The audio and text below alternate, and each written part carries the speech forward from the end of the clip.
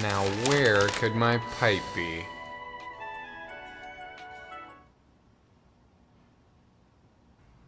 Garfield?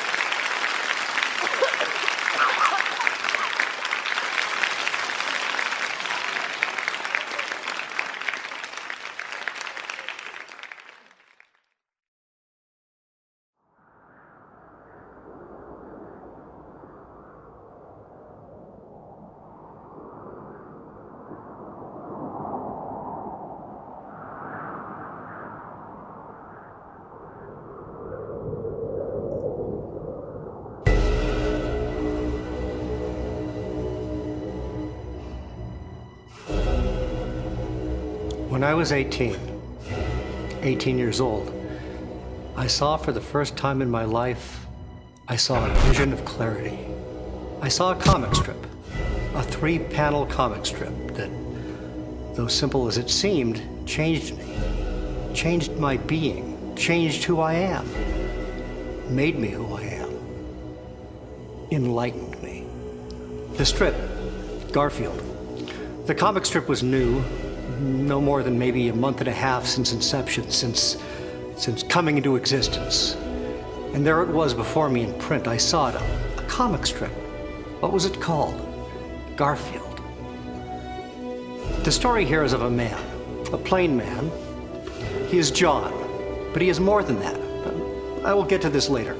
But first, let us just say he is John, a plain man. And then there is a cat, Garfield. This is the nature of the world here. When I see the world, the politics, the future, the satellites in space, and the people who put them there, you can look at everything as a man and a cat. Two beings in harmony and at war. So this strip I saw about this man, John, and the cat, Garfield, you see, yes, it is about everything. This little comic is, oh, lo and behold, not so little anymore. So yes, when I was 18, I saw this comic, and it hit me all at once, its power. I clipped it, and every day I looked at it, and I said, okay, let me look at this here. What is this doing to me? Why is this so powerful? John Arbuckle, he sits here, legs crossed, comfortable in his home, and he reads his newspaper. The news of the world, perhaps. And then he extends his fingers lightly, delicately. He taps his fingers on an end table and he feels for something. What is it? It is something he needs, but it is not there. And then he looks up, slightly cockeyed, and he thinks. His newspaper in his lap now, and he thinks this. Now where could my pipe be? This. I always come to this because I was a young man. I'm older now. And I still don't have the secrets, the answers. So this question still rings true. John looks up and he thinks, now where could my pipe be? And then it happens. You see it. You see, it's almost like divine intervention. Suddenly, it is there and it overpowers you. A cat is smoking a pipe. It is the man's pipe. It's John's pipe. But the cat, this cat Garfield, is smoking the pipe. And from afar and from someplace near but not clear, the man calls out. John calls out. He is shocked. Garfield, he shouts. Garfield, the cat's name. But let's take a step back. Let us examine this from all sides, all perspectives. And when I first came across this comic strip, I was at my father's house. The newspaper had arrived and I picked it up for him and brought it inside. I organized his sections for him and then, yes, the comic strips section fell out from somewhere in the middle and landed on the kitchen floor. I picked up the paper pages and saw up somewhere near the top of this strip. And just like John, I too was wearing an aquamarine shirt. So I thought, interesting. I'll have to see to this later. I snipped out the little comic and held onto it. And 5 days later, I re-examined. And it gripped me. I needed to find out more about this. The information I had was minimal, but enough. An orange cat named Garfield. Okay, that seemed to be the linchpin of this whole operation. And yes, another clue, a signature in the bottom right corner, a man's name, Jim Davis. Yes, I am onto it for sure. So, 1, Garfield, orange cat. And 2, Jim Davis, the creator of this cat. And that curiously plain man. I did not know at the time that his name was John. The strip, you see, had no mention of this man's name, and I'd never seen it before. But I had these clues: Jim Davis, Garfield. And then I saw more.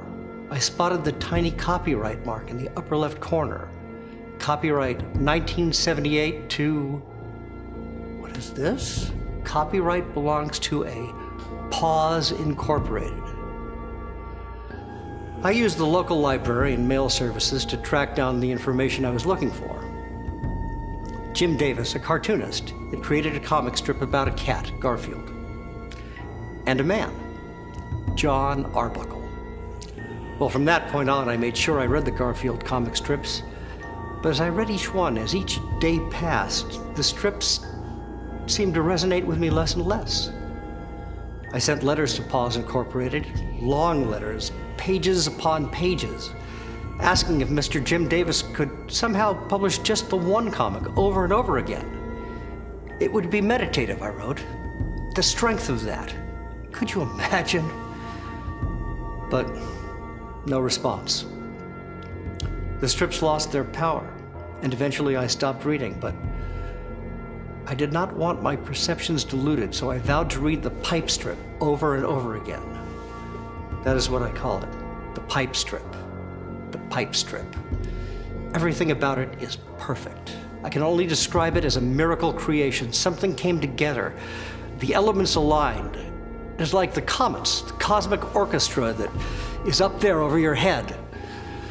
The immense, enormous void is working all for one thing, to tell you one thing: gas and rock and purity and nothing. I will say this: when I see the pipe strip, and I mean every single time I look at the lines, the colors, the shapes that make up the 3-panel comic, I see perfection. Do I find perfection in many things? Some things, I would say. Some things are perfect. And this is one of them. I can look at the little tuft of hair on John Arbuckle's head. It is the perfect shade. The purple pipe in Garfield's mouth. How could a mere mortal even make this? I have a theory about Jim Davis. After copious research, and yes, of course, now we have the internet and this information is all readily available, but Jim Davis, he used his life experiences to influence his comic. And like I mentioned before, none of them seem to have the weight of the pipe strip. But you have to wonder about the man who is able to even just once create the perfect form, a literally flawless execution of art. Brilliance just isn't a word. I think there's a spiritual element at work. I've seen my share of bad times, and when you have something, well, it's just emotions and neurons in your brain, but something tells you that it's the truth, truth's radiant light. Garfield the cat? Neurons in my brain, it's harmony, you see. John and Garfield, it's truly harmony, like a continuous, looping, everlasting harmony. The lavender chair, the brown end table, the salmon-colored wall, the forest green carpet, and Garfield is hunched, perched, perhaps with the pipe stuck firmly between his jowls. His tail curls around. It's more than shapes, too, because Okay, stay with me. I've done this experiment several times. You take the strip. You trace only the basic elements. You can do anything. You can simplify the shapes down to just blobs, just outlines, but it still makes sense. You can replace the blobs with magazine cutouts of other things. Replace John Arbuckle with a car parked in a driveway sideways. Cut that out of the magazine, stick it in. Replace him there in the second panel with a food processor. Okay. And then we put a picture of the planet in the third panel over Garfield. It still works. These are universal proportions. I don't know how best to explain why it works. I've studied the pipe strip and analyzed John and Garfield's proportions against several universal mathematical constants. E, pi, the golden ratio, the Feigenbaum constants, and so on. And it's surprising, scary even, how things align. You can take just tiny pieces of the pipe strip, for instance. Take John's elbow from the second panel, and take that and project it back over John's entire shape in the second panel, and you'll see a near-perfect Fibonacci sequence emerge. It's eerie to me, and it makes you wonder if you're in the presence of a deity, if there is some larger hand at work. There's no doubt in my mind that Jim Davis is a smart man. Jim Davis is capable of anything, to me.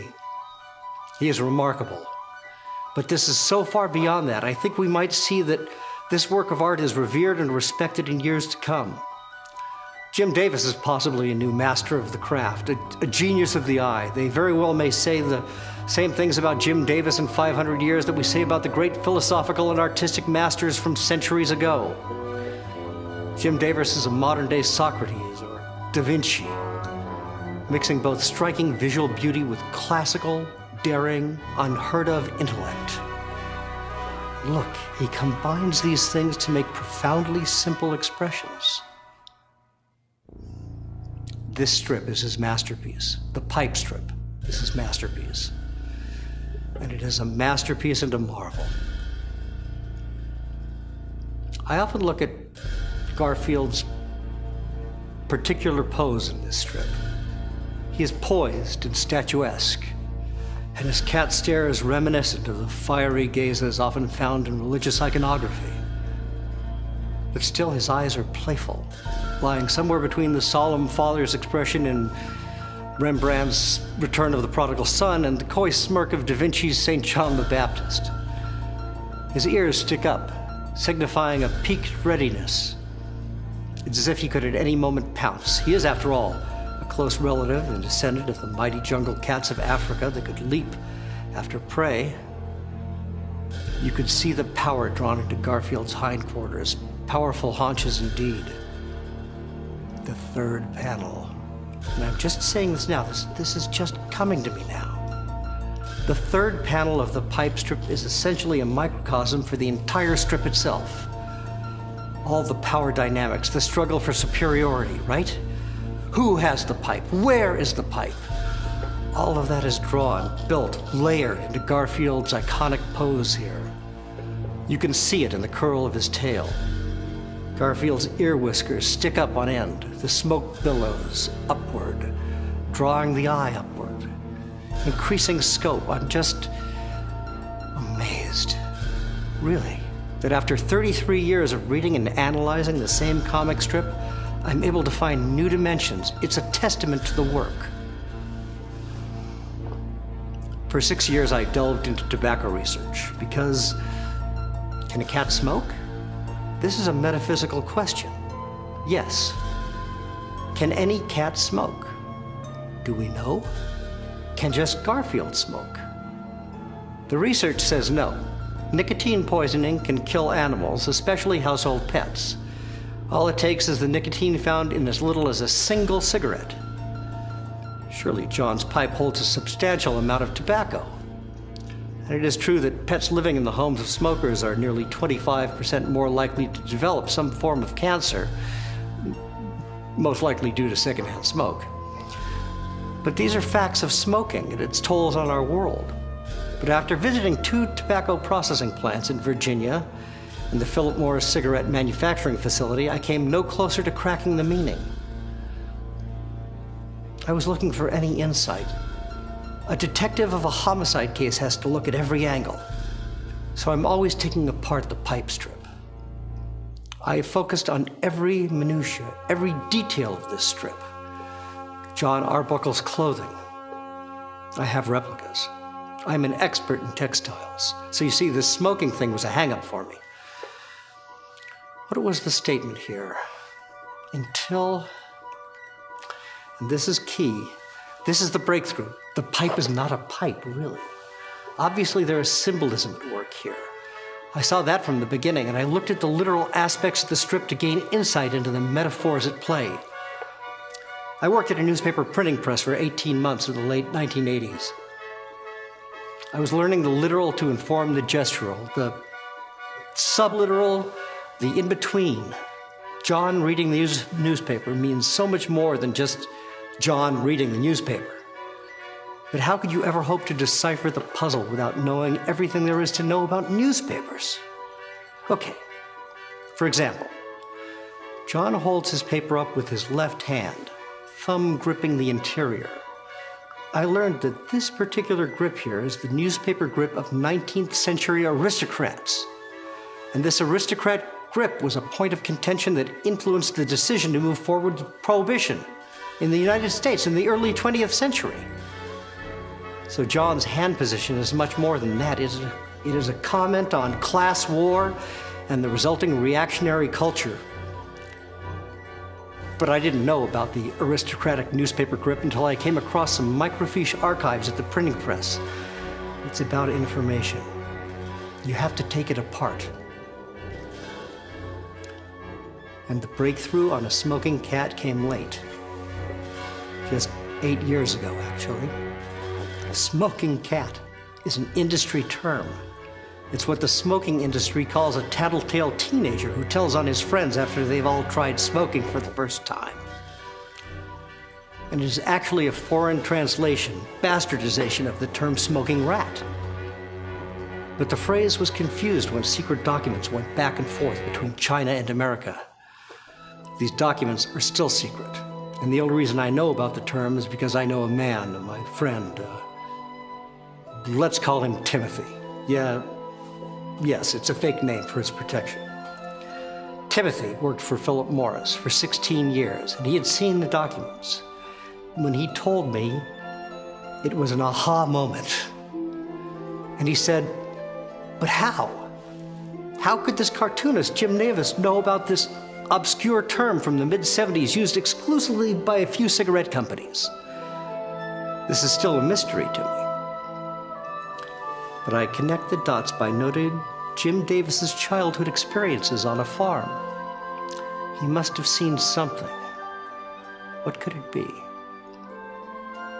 Timothy went on to tell me there was one particular smoking cat, a boy from, yes, Indiana. A boy named Ernie Barguckle, who became a thorn in the side of the tobacco companies for a couple of years. He did more than tattle to his parents. He and his family took legal action, and they eventually received a huge settlement payout. But that name is too similar. Ernie Barguckle. John Arbuckle. Jim Davis must have used this. But there's more here. Ernie Barguckle spent nearly half of that settlement money on experimental medical procedures to cure his impotence. He was impotent.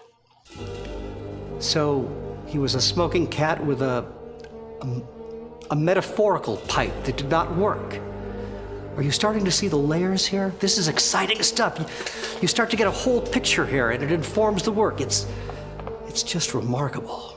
Jim Davis took these raw ideas, these pieces, and he transformed them into smart social commentary that is also ravishingly beautiful. I have cried.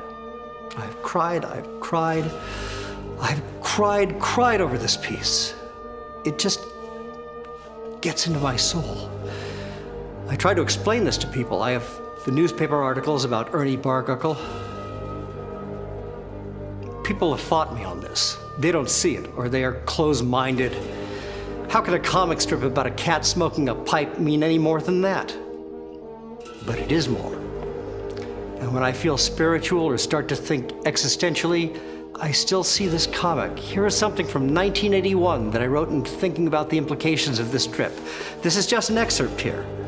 There's more before and after, but this part is the essence to me.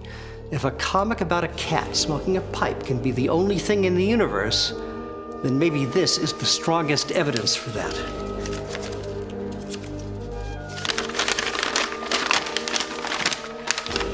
Many of you say, "Oh, but I am not blind. I have never been blind." But when you truly see, you will understand just how truly blind you once were to even think it right to say you were not blind. What does a blind man see?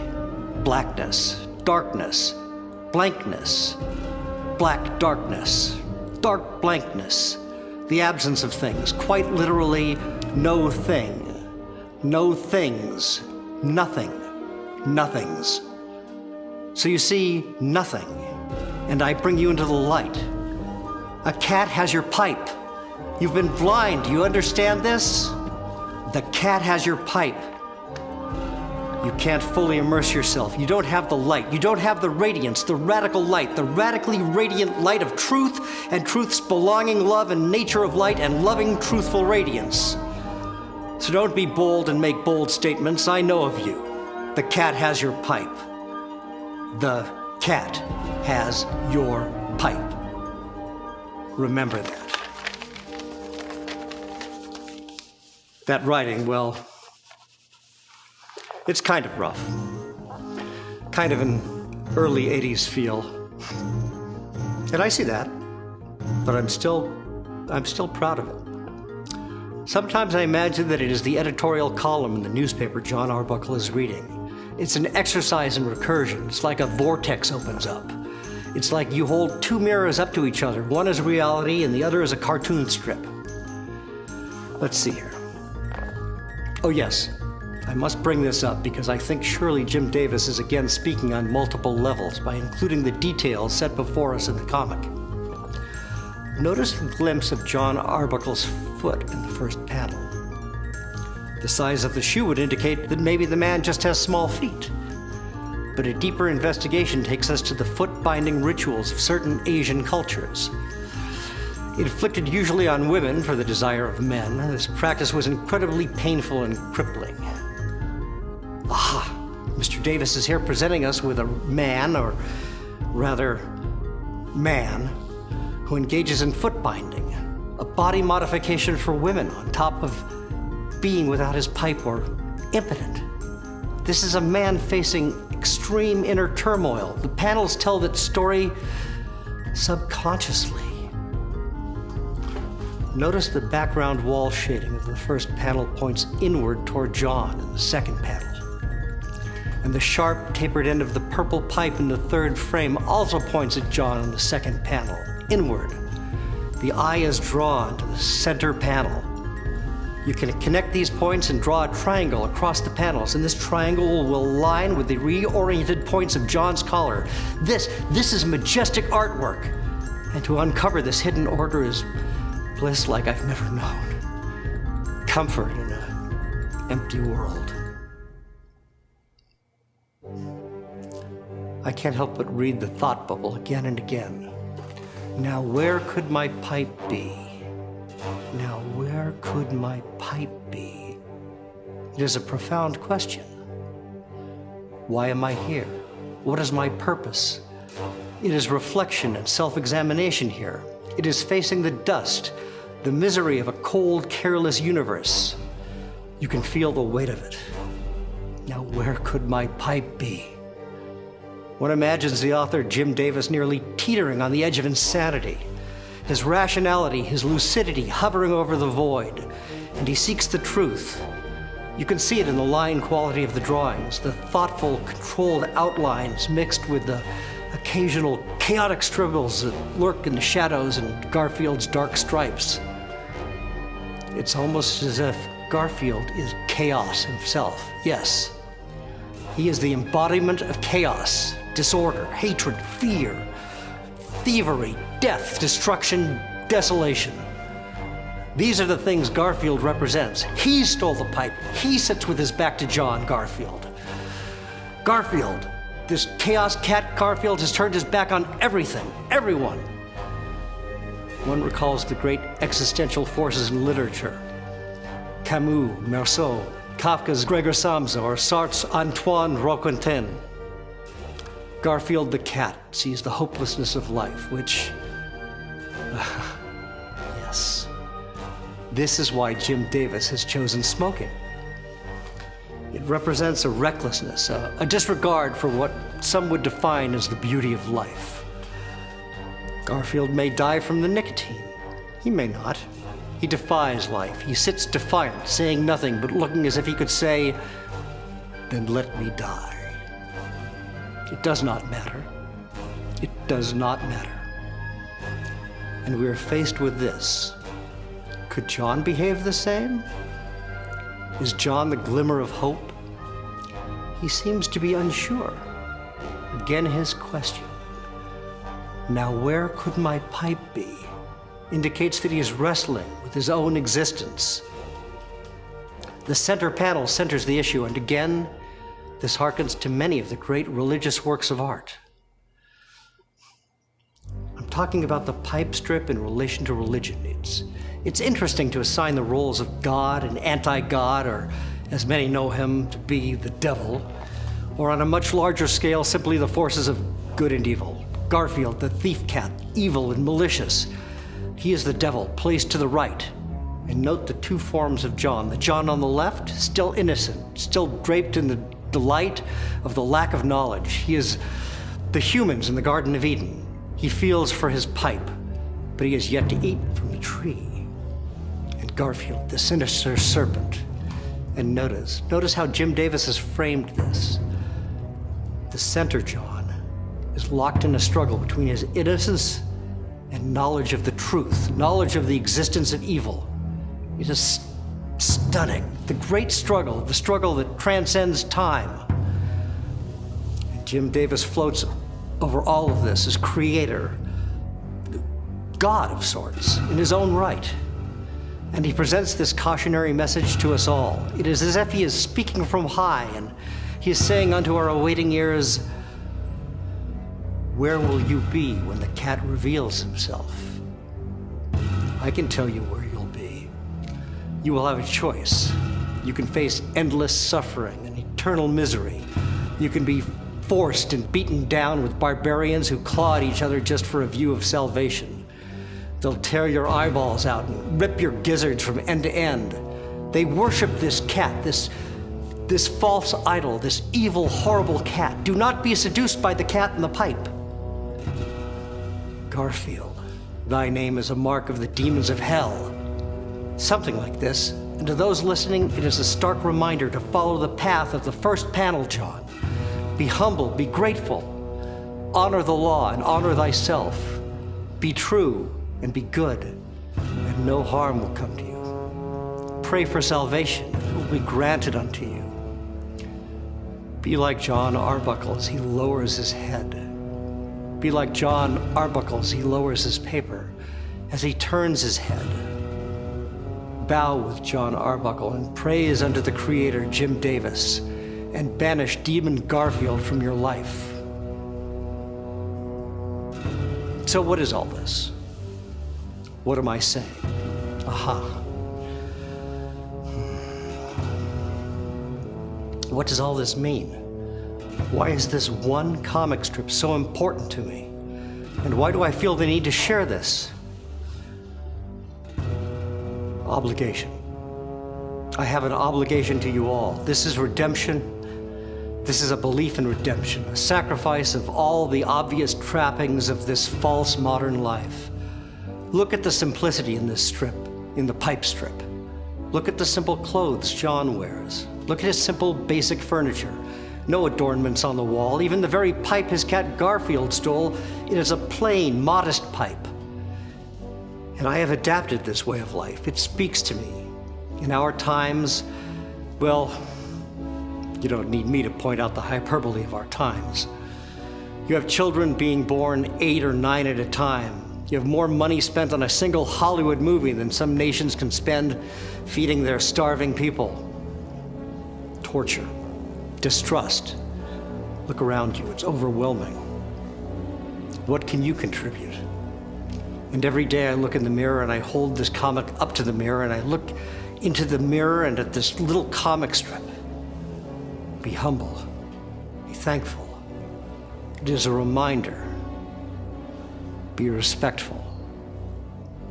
You are a statue. You are fragile. And when you break, when you shatter, where will those pieces go? Ask, ask, ask, ask this question. Will you ask? Humankind is only as great as you. You, the individual. It begins and ends with you.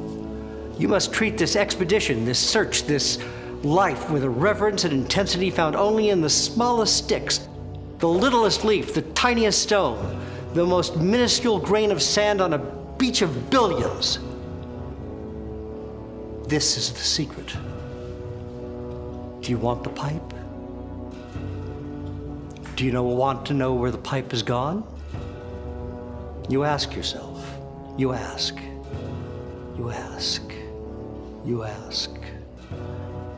Now where could my pipe be?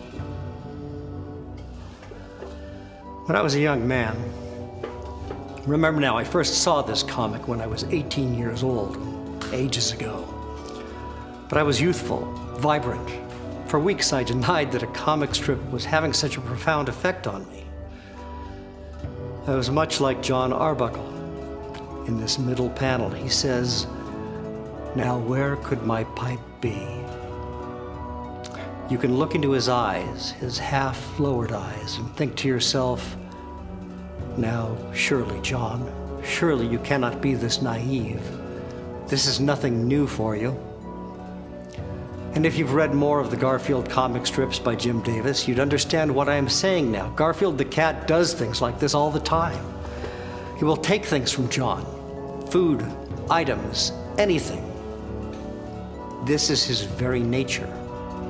So you see this, and you want to say, "Jon Arbuckle, come now. You are lying to yourself. You are lying to yourself and to all of us if you pretend to have not any idea where your pipe has gone. Perhaps you think you left it somewhere else, but you're not so forgetful. You are lying to yourself. Yes. You are lying to yourself, Jon Arbuckle. You know that Garfield has the pipe. Somewhere deep down, you know this. You don't even need to think the question. And that was me when I saw this strip. 1 week passed, and each morning I'd open my drawer and slam it shut again. I would go to look at the comic, but I'd pause and think, "Oh no, I don't need this comic. I don't need to look at it." But there I was, lying to myself. I did need to see it, and so I did. It's cathartic. You give in, and that is the transition from the second panel of life to the third panel of life. It is a simple story structure, the passage from the second act to the third, the twilight of things. Jon gives in to his suspicions. He knows the truth. He's always known the truth. He yells out, "Garfield! Garfield! Garfield!" It is like pressure from a steam valve being released. The buildup is unbearable, and then it's gone. So it is like this. When I speak about the truth, the light, the radiance, this is the kind of thing I'm talking about. This is the essence of this brilliant work of art. The practical mixing, meeting, agreeing with the spiritual, it is all here. But spirituality is not an easy thing to confront. You might find yourself able to wrap your mind around a simple math problem or a basic newspaper article, but intellect is much less subjective. What is spirituality? And how have I found spiritual peace and serenity in Garfield? A long time ago, after I encountered the pipe strip, I spent some time, as I mentioned before, soul-searching. When something impacts you or alters your very perception so greatly, there is a long period of confusion and recovery time. It's as if you don't know who you are, and that can be a very scary prospect, especially if you thought you had a good grasp on that sort of thing. Imagine if Jim Davis did not know who he was. Would he be capable of shaping the cultural landscape as he's done? No, of course he wouldn't.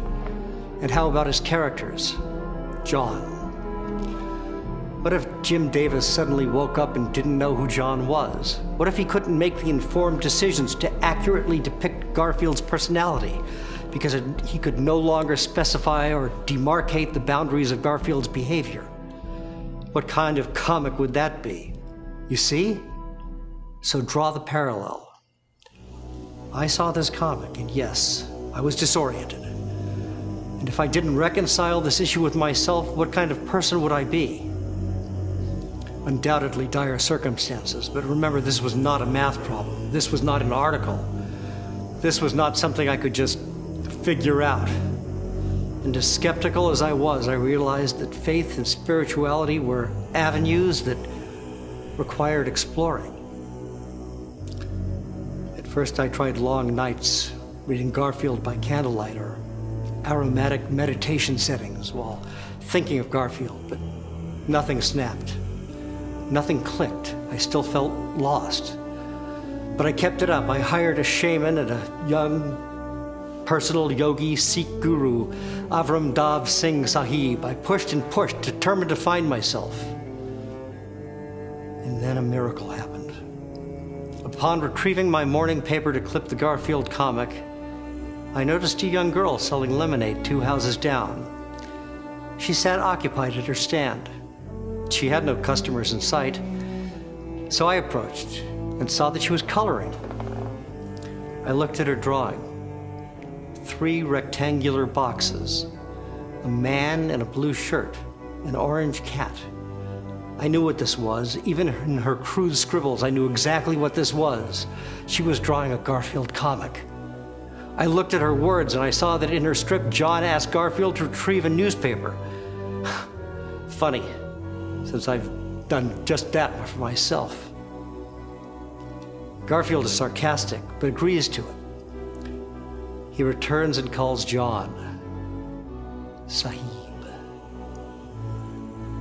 John exclaims that the paper is all chewed up, but then Garfield says, and I quote, "Sahib asks fish, paper is wet. Sahib asks cat, paper is holy." I remember the words and ran back to my house. I thought, how odd that Sahib shows up in the strip, and my spiritual advisor's name is Avram Dav Singh Sahib. Coincidence, surely, but nonetheless, I spent the next 16 hours poring through my clipped Garfield comics, looking for the strip this young girl had been coloring. I couldn't find it. And I eventually fell asleep right on my kitchen table.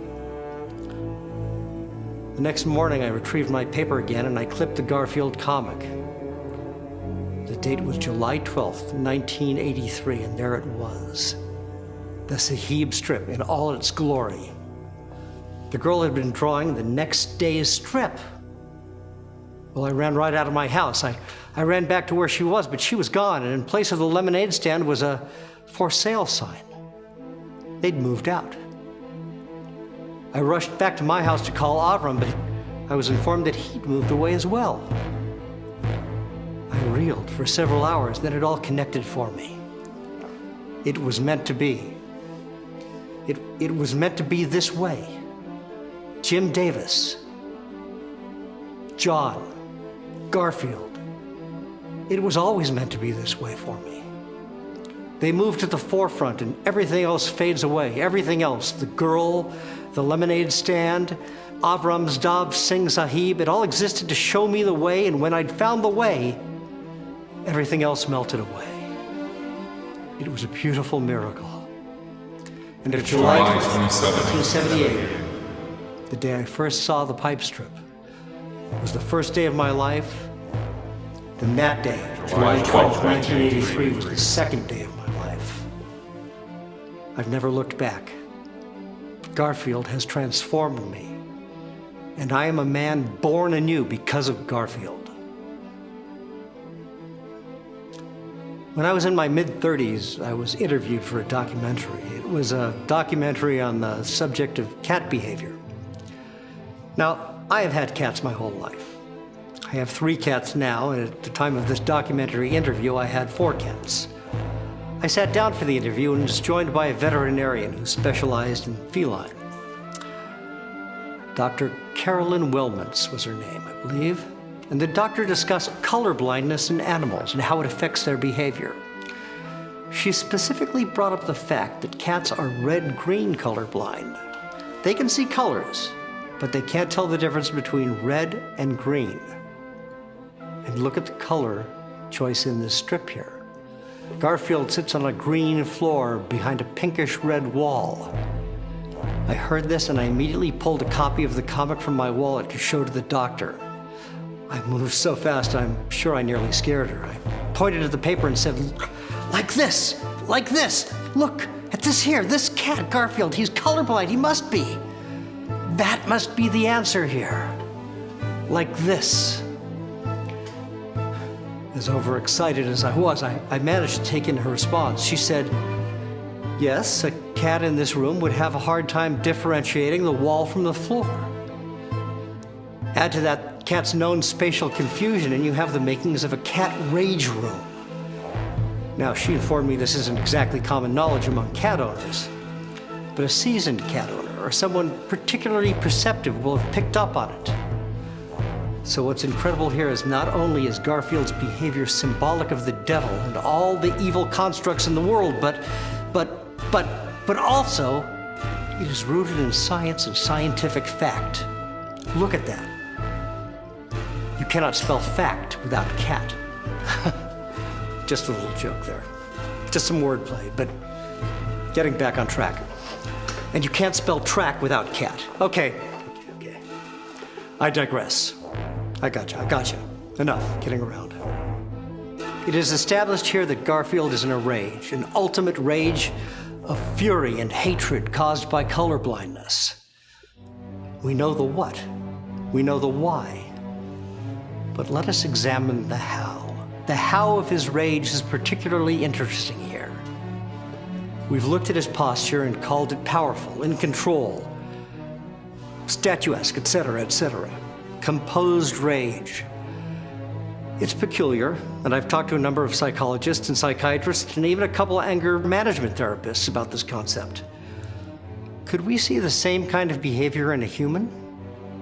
Is Garfield representative of something more specific than just chaos and rage? Deciphering this is going to take some perseverance for sure. The psychologist pointed to a phenomenon in humans, and yes, I believe one of the anger management counselors brought it up as well. The idea that people oftentimes will bottle their rage. Garfield the cat here, well, he could be bottling his anger inside, shoving it deep into his cat gut to ignore and deal with at a later time. Well, no, that's not exactly right. Garfield has already acted out. He's already stolen the pipe. He's smoking the pipe. He's already dealt with his anger.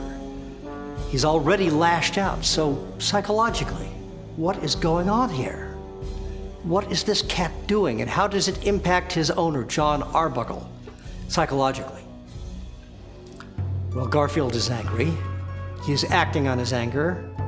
But is this passive anger or aggressive anger? Passive. It is passive because if Garfield has a problem with John specifically, he's choosing a passive way of dealing with that problem. He's not confronted John and said, John, I have a problem with the way you've decorated this room. As a cat, I am colorblind, and this sends me into a rage. You've created a rage room for me here, and I don't like it. I want you to change it. Instead of that confrontational approach, though, Garfield has chosen to steal John's pipe. And that in turn angers John. But John decides to be aggressively angry and yell at Garfield. So now instead of a calm conversation between two respectful parties, you have two heated, angry individuals, each with a problem and no direct line to solving it. The layered emotions here tell a story with tight, focused brevity that would make Hemingway weep. This is an entire drama in just 3 panels, people. But let's not be remiss and miss the humor of the situation, the absurdity of it all. For certainly there is a reason the visual shorthand for drama includes both a crying mask and a laughing mask. Comedy and tragedy complement each other and meld together to create drama. Tension, the height of humanity, the peak of art that reflects back to us our own condition. And here, in its basest form, we can laugh at this comic, yes, comic, in which a cat smokes a pipe. When is the last time you've seen such a thing in your life? Never, I presume. I certainly never have. The Greek muse Thalia's presence is strong in this work of art here. Comedy, it is comedy. And if you look at the structure again, you'll see this perfect form of thirds works magically for the transmission of, yes, a joke. The joke is as old as time. Even cavemen told jokes. And the joke here is that John has lost his pipe. Well, he thinks he has. But lo and behold, it is the cat Garfield who has the pipe. Surprise, surprise, the cat is smoking. Again, the transition from setup to punchline takes place between the second and third panels. But make no mistake, the comic is more than just a comic. Yes, it is funny, of course it is. It is operating at the height of sophisticated humor on par with any of Shakespeare's piercing wit.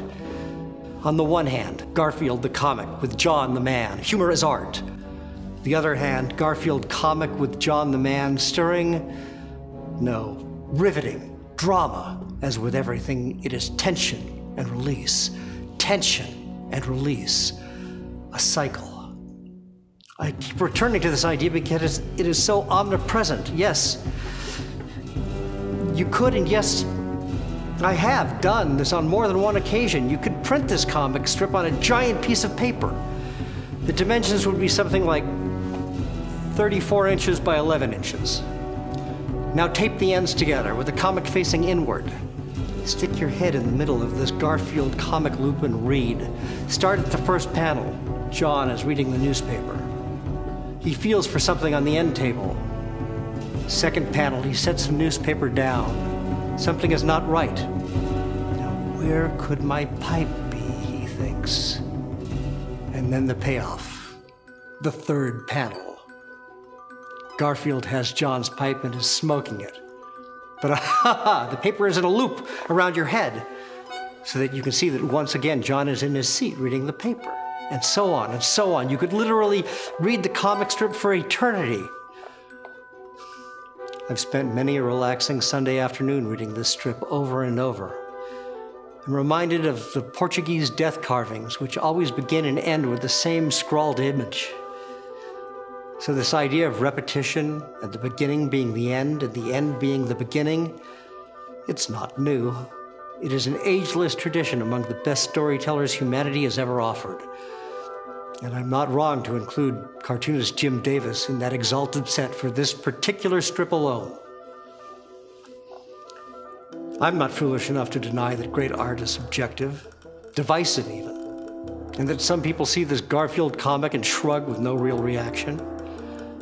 But I will say that I believe everyone in the world should see it, at the very least, see it. You should all see it. Read it. Spend some time with it. Spend an hour reading it. What's an hour? Yes, you could watch some television program. You could play some fast-paced video games or computer games. Yes, you could do all those things. But it's just an hour. And if you give this strip a chance, if you look into John Arbuckle's eyes, if you look into John Arbuckle's soul, you might find that you'll really be looking into your own soul. It's self-discovery. That is what I'm talking about here. You have the opportunity, the possibility. It could change you. Don't be afraid. You know, just last week I was eating lunch near the municipal court, like I do every Thursday, and there was a plumbing van parked out in front, and a man, a plumber, would step out from the court and retrieve something from his van every so often. A few times this happened. I thought nothing of it, just a plumber doing some work at the municipal court. But then he came out and looked through his van, and it was clear. He couldn't find something. I noticed and thought, well, that's sort of similar to the Garfield comic in a way. Someone looks for something, can't find it. But yes, that probably happens billions of times a day around the world. But then this plumber put his hands on his hips. Then he scratched his head and he said aloud, "Now where could my pipe wrench be?" Well, at this, I leaped off the bench, sandwich still in hand, and I rushed over. I shouted, "What was that you said?" He looked at me and said, "What?" "I can't find my pipe wrench." And I said, No, say it like how you just said it." He scratched his head and repeated, "Now where could my pipe wrench be?"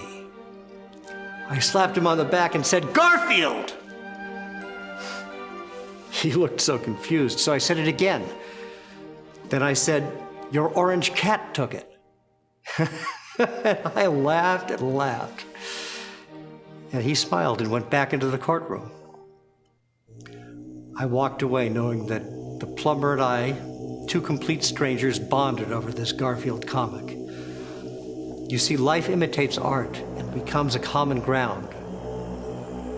I have a feeling that if I see this plumber again, we'll be sharing stories like two old friends, because we've been united by art. We have a common love for Jim Davis and his characters, his writings, the humor, the drama, that rascal Garfield the cat. Oh, and by the way, if you're wondering what I was having for lunch that day, it was a ham sandwich with an apple and potato chips in a bag. I had a soda as well. I think it's important to view the pipe strip in philosophical terms. We've touched briefly on the notion of existentialism.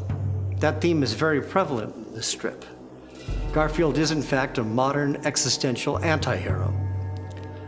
But if Garfield embodies the bewilderment in a meaningless life, what is John? What are the telltale signs that informs John's philosophical standpoint, his approach, what style of thinking he represents?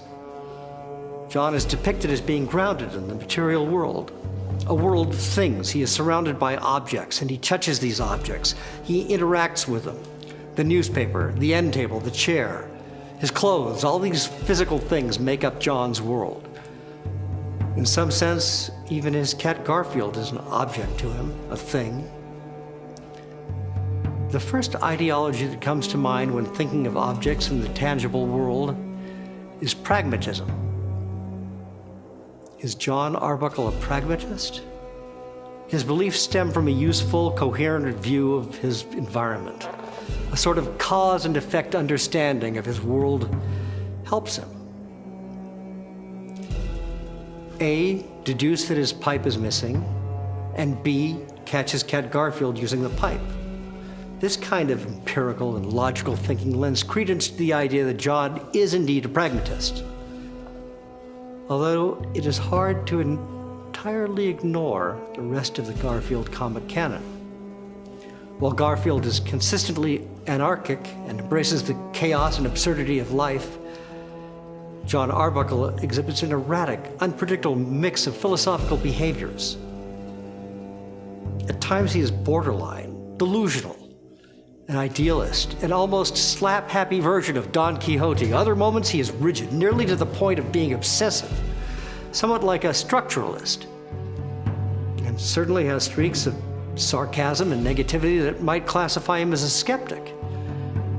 But isn't there some universal truth in this approach? How can any one man, how can John Arbuckle be just one thing? How can any of us be just one thing? We're an amalgamation of ideas and emotions, conducts and functions, thoughts and feelings. John Arbuckle may very well inhabit tenets of nearly every major philosophical tract known to man. We all might. Characters are reduced to make them recognizable, definable. A story needs a good guy, a story needs a bad guy.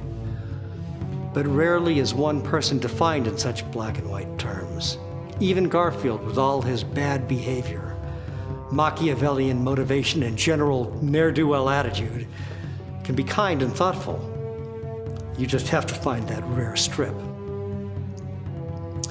Speaking philosophically about the entire Garfield franchise, it's an incredibly accurate depiction of life.